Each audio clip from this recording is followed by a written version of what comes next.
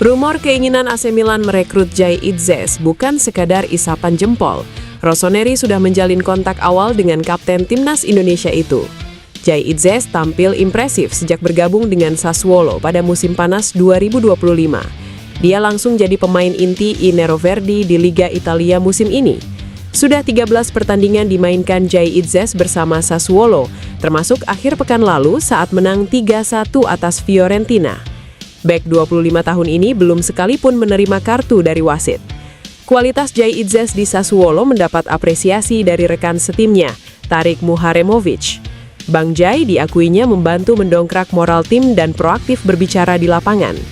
Meski belum ada setahun gabung ke Sassuolo, Jay Itzes sudah dilirik klub-klub besar Italia. AC Milan kabarnya jadi yang terdepan mengincar ex-kapten Venezia ini. Media Italia Europa Calcio melaporkan, AC Milan sudah melakukan kontak awal dengan agen Jay Itzes. Komunikasi ini dibuat untuk menentukan kelayakan transfer sang pemain di bursa musim dingin mendatang. Jay Itzes disebut telah mengesankan para pencari bakat AC Milan. Rossoneri menganggapnya cocok untuk membantu atau menggantikan Matteo Gabbia di sektor pertahanan tim. Di Sassuolo, Itzes bermain sebagai bek tengah dan tak bermasalah dengan formasi 3 bek. Dianggap cocok dengan taktik pelatih AC Milan, Massimiliano Allegri. Usianya yang masih muda turut dinilai sebagai investasi jangka panjang.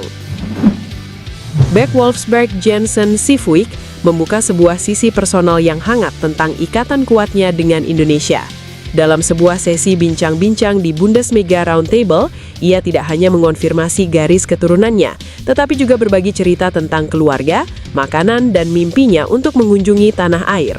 Saat ditanya mengenai asal-usul darah Indonesianya, Sifwik dengan bangga mengungkapkan bahwa warisan itu datang dari sang kakek yang berasal dari Maluku. Lebih dari sekadar cerita, ia menegaskan bahwa hubungannya dengan sang kakek masih terjalin erat hingga saat ini. Meskipun memiliki ikatan yang kuat, Sifwik mengakui bahwa ia belum pernah sekalipun menginjakkan kaki di Indonesia. Jadwal padat sebagai pesepak bola profesional dan jarak yang jauh menjadi kendala utama. Namun ia menegaskan bahwa mengunjungi Indonesia adalah salah satu impiannya. Menariknya, meski belum pernah berkunjung, lidah Sifwik sudah sangat akrab dengan cita rasa masakan Indonesia. Ia mengenang bagaimana masa kecilnya diwarnai oleh hidangan-hidangan khas tanah air yang membuatnya jatuh cinta pada kuliner Indonesia. Saat saya kecil, saya sering makan makanan Indonesia. Jadi ya, saya sangat suka negara ini. Saya suka sup, soto, ya tentu saja makanan kesukaanku. Tutupnya. Manajer Timnas Indonesia U22, Sumarji, bicara soal penampilan skuad Garuda Muda di SEA Games 2025. Dia pun turut membawa nama Shin Tae-yong. Sumarji menyadari bahwa Timnas Indonesia U22 butuh tekanan agar tampil dengan performa terbaiknya. Dia pun memastikan Garuda Muda akan meniru gaya melatih Shin Tae-yong kala masih menangani Timnas Indonesia. Sumarji mengakui tidak memberi dorongan yang tegas untuk membangkitkan mentalitas Timnas Indonesia U22 saat melawan Filipina U22 di fase grup C SEA Games 2025. Skuad Garuda Muda pun akhirnya harus telan pil pahit karena kalah 0-1. Kondisi ini membuat laga terakhir Timnas Indonesia U22 di fase grup jadi krusial. Mereka akan hadapi Myanmar U22 di laga penentuan nasib. Sumarji menyadari tidak bisa menerapkan gaya yang sama lagi ke Timnas Indonesia U22 seperti saat hadapi Filipina U22. Sebab kemenangan kali ini wajib diraih Timnas Indonesia U22 dalam laga yang berlangsung di 700th Anniversary Stadium, Chiang Mai, Thailand, Jumat 12 Desember 2025 itu. Ternyata anak seusia ini, 22-23 itu memang butuh tekanan. Tidak bisa kita dengan gaya ini begini. Saya akan mencontoh apa yang dilakukan Shin Tae-yong, seperti itu, kata Sumarji. Sumarji mengatakan akan terus memantau Timnas Indonesia U22 dengan detail jelang hadapi Myanmar U22 karena butuh kemenangan. Saat ini, Kadek Arel dan kolega sedang melakukan persiapan matang. Timnas Indonesia U22 berada dalam situasi genting jelang laga kedua grup C SEA Games 2025. Kekalahan dari Filipina di 700th Anniversary Stadium, Senin, membuat peluang Garuda Muda menembus semifinal berada di ujung tanduk. Posisi Garuda Muda kini tidak lagi sepenuhnya berada di tangan sendiri. Nasib Muhammad Ferrari dan kawan-kawan secara langsung memengaruhi hasil duel Vietnam versus Malaysia yang menjadi penentu peringkat 2 terbaik. Melihat kondisi yang tidak ideal itu, Pelatih Indra Safri meminta anak asuhnya agar tidak larut memikirkan pertandingan lain. Fokus penuh diarahkan ke laga penentu kontra Myanmar. Indra menegaskan bahwa target utama tetap menang. Saya mungkin lebih fokus bagaimana bisa memenangkan pertandingan lawan Myanmar, karena memang kemenangan itu penting, ujar Indra Safri. Dengan tekanan besar dan peluang yang serba terbatas, laga melawan Myanmar akan menjadi pembuktian apakah Garuda Muda mampu bertahan atau harus pulang lebih cepat dari SEA Games 2025. Misi bek timnas Indonesia, Justin Hubner, untuk merebut menit bermain reguler di Fortuna Sittard harus menemui jalan terjal yang curam. Kartu merah kilat dalam laga kontra Ajax Amsterdam kini berujung pada sanksi berat dari Federasi Sepak Bola Belanda atau KNVB, sebuah petaka yang datang di saat yang paling tidak tepat.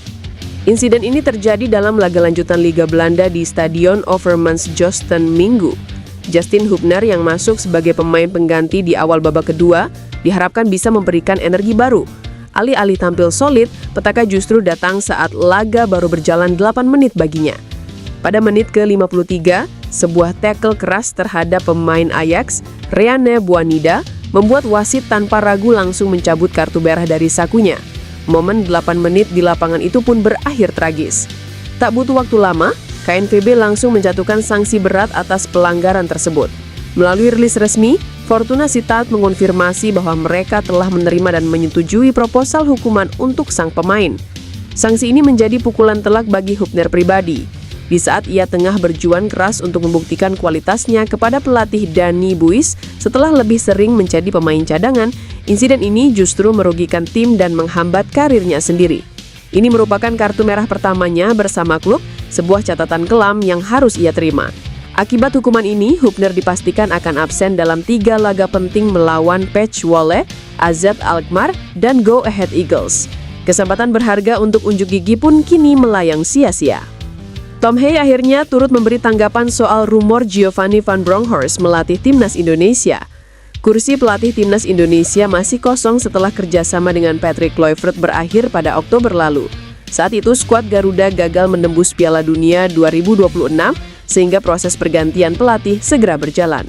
Sejumlah nama mulai masuk dalam pembahasan internal PSSI, termasuk sosok Giovanni van Bronckhorst yang belakangan ramai dibicarakan publik.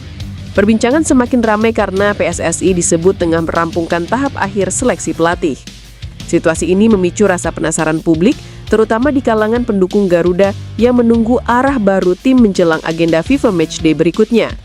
Nama Giovanni van Bronckhorst ikut dibahas kepada gelandang timnas Indonesia, Tom Hey. Namun, pemain Persib itu mengaku tidak memiliki informasi tambahan terkait kandidat pelatih baru. Ia menegaskan bahwa dirinya tak banyak mengetahui kabar tentang sosok baru pelatih timnas Indonesia, tak terkecuali Giovanni van Bronckhorst. Tom Hey memberi jawaban singkat tanpa masuk ke detail karena proses rekrutmen sepenuhnya berada di tangan PSSI. Manajer Timnas Indonesia U22 Sumarji mempersilahkan netizen untuk mengkritik tim Garuda Muda yang menelan kekalahan dari Timnas Filipina U22 di SEA Games 2025. Hasil negatif 0-1 dari Filipina di 700th Anniversary Stadium, Chiang Mai, Senin, membuat nasib Timnas Indonesia U22 berada di ujung tanduk dalam grup C SEA Games 2025. Start buruk Timnas Indonesia U22 di SEA Games 2025 itu memicu gelombang kritik dari warganet yang kecewa, tidak puas, hingga marah mengingat status Muhammad Ferrari dan kawan-kawan sebagai juara bertahan. Sumarji menjadikan penilaian dari netizen sebagai evaluasi bagi dirinya dan pemain Timnas Indonesia U22, termasuk untuk pelatih Indra Safri beserta jajaran tim kepelatihannya. Dan tentu ini juga bagian dari kritik. Boleh, silahkan, tidak apa-apa. Silahkan kritik sepedas-pedasnya, sekeras-kerasnya. Saya yakin ini akan menjadi evaluasi buat tim ini, tutur Sumarji. Sumarji berjanji Timnas Indonesia U22 akan melakukan introspeksi demi meraih kemenangan besar atas Timnas Myanmar U22 dalam partai penentuan grup C SEA Games 2025 di 700th Anniversary Stadium Chiang Mai Jumat. Namun kemenangan atas Myanmar bakal nihil artinya jika Timnas Vietnam U22 bermain imbang dengan Timnas Malaysia U22 di grup B SEA Games 2025.